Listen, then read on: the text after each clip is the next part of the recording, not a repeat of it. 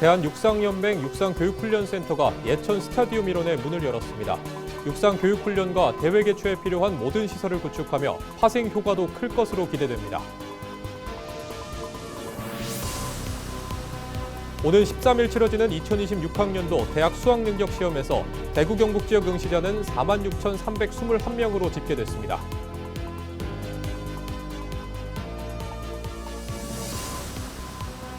공공기관 직원을 사칭하면서 대량 납품을 빌미로 물품 대리구매를 요청하는 사기 범죄가 잇따르고 있습니다.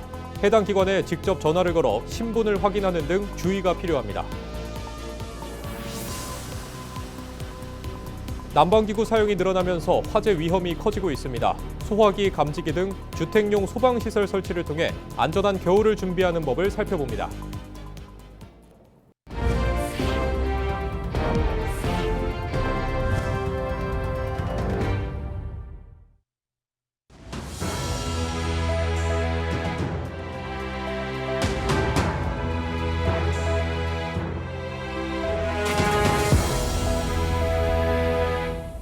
시청자 여러분 안녕하십니까? 헬로티비 뉴스입니다.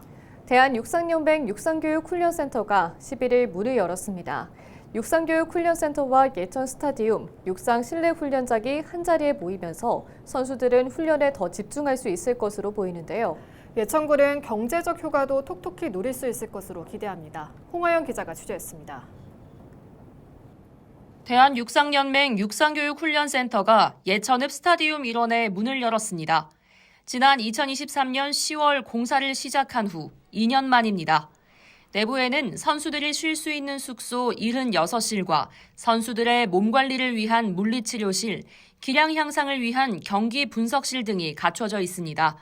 스타디움과 실내 훈련장에 이어 훈련센터까지 한자리에 있어 선수들은 훈련에 보다 집중할 수 있게 됐습니다.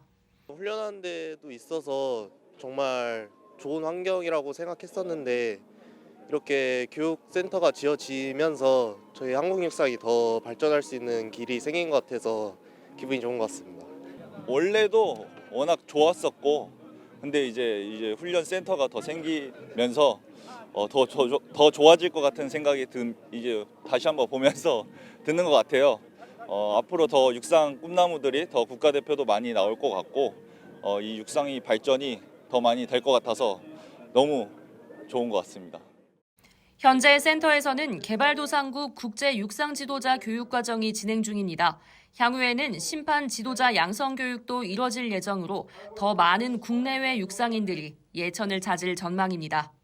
우리 육상 교육훈련센터가 아시아의 허브로 거듭나기 위해서는 지금까지 해왔던 것처럼 우리 예천군과 예천 군민들의 도움이 필요합니다. 예천군 입장에서는 경제적인 효과도 기대할 만합니다.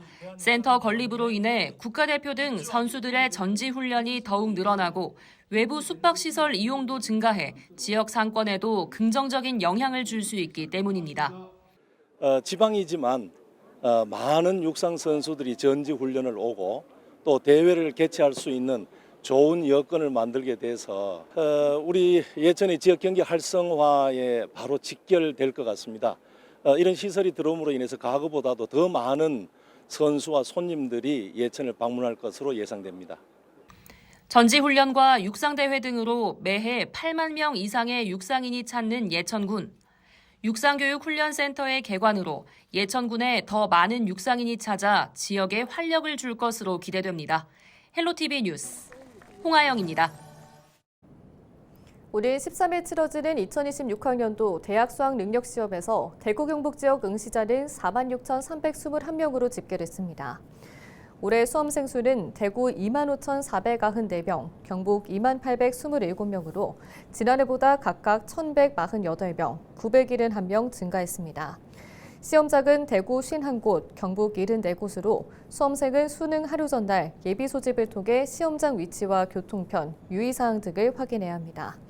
수능 당일인 13일 목요일에는 오전 8시 10분까지 지정된 시험실에 입실해야 하며 수험표와 신분증을 반드시 지참해야 합니다.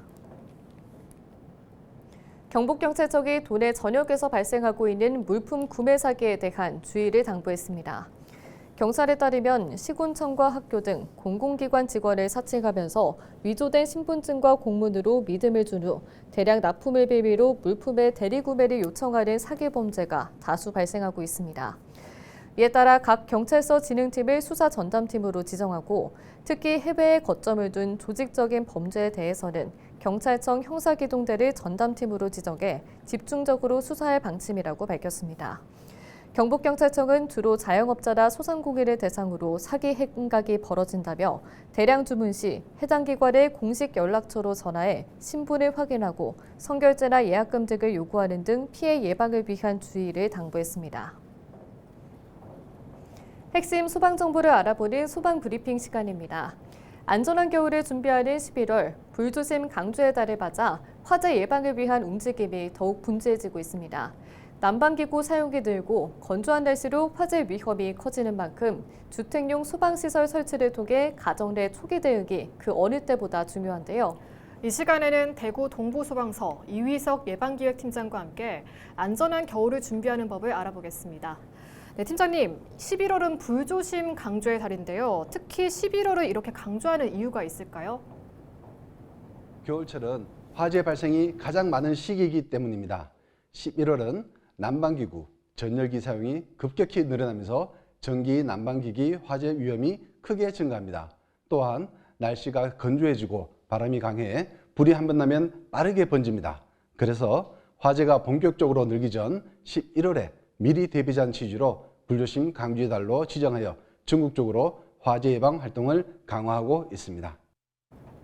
네, 시민들의 참여가 중요할 텐데요. 화재 예방 활동은 어떻게 하고 있습니까? 그렇습니다. 범시민 화재 예방 분위기를 조성하고자 불조심, 포스터 등 홍보물 배포, 소방안전 교육, 화재 예방 캠페인, 어린이 불조심 포스터 공모전 등을 진행하고 있으며 주택용 소방시설 설치 홍보에도 집중하고 있습니다. 네, 이번 불조심 강조의 달을 맞아 특별히 추진하고 있는 활동이 있다면 소개해 주시죠. 지난 8일에는 803 갓바위 등산로에서 불조심 강조의 달 합동 화재 예방 캠페인을 진행하였습니다. 소방직원과 협력단체 및 유관기관 포함 약 한 150여 명 정도 참석하여 화재 예방을 적극적으로 홍보하였습니다.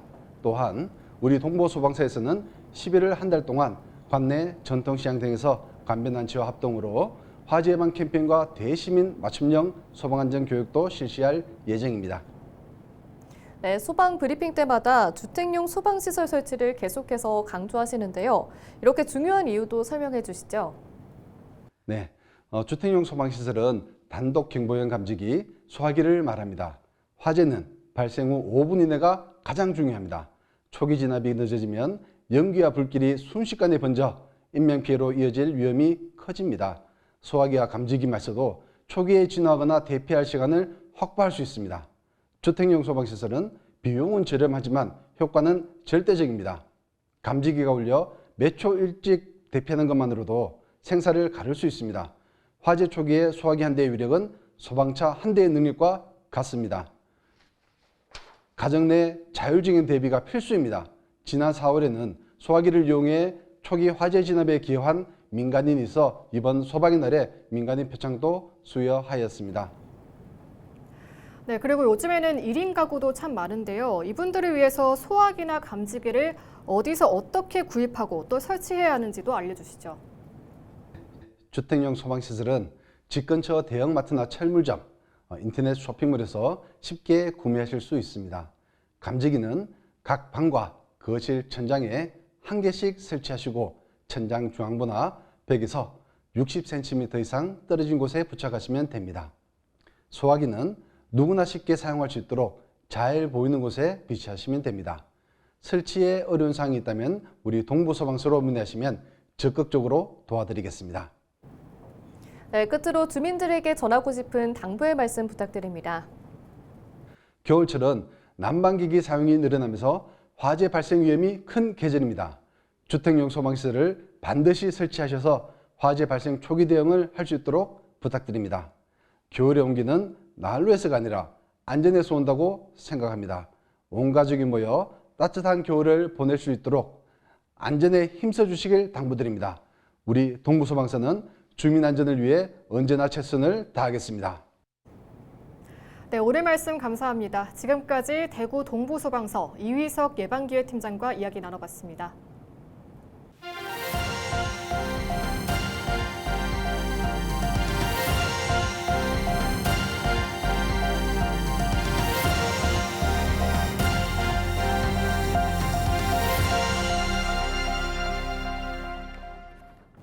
가을 수확철을 맞아 농기계 사고가 잇따르고 있습니다. 한 번 사고가 나면 목숨을 잃거나 크게 다치는 경우가 많은데요.